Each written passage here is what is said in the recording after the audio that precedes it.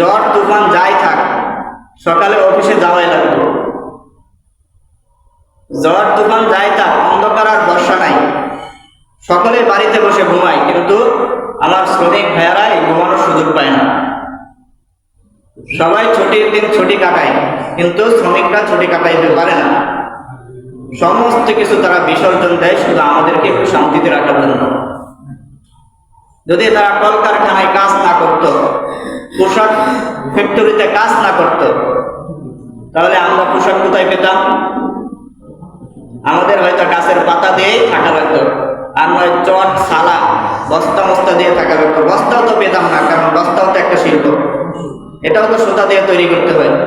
যখন শ্রমিকরা সুতার ফ্যাক্টরিতে কাজই না করবে, সুতা উৎপন্ন হবে না, ফ্যাক্টরি থেকে বস্তা উৎপন্ন হবে না, কাপড় উৎপন্ন হবে না, কোনো কিছুই হবে না।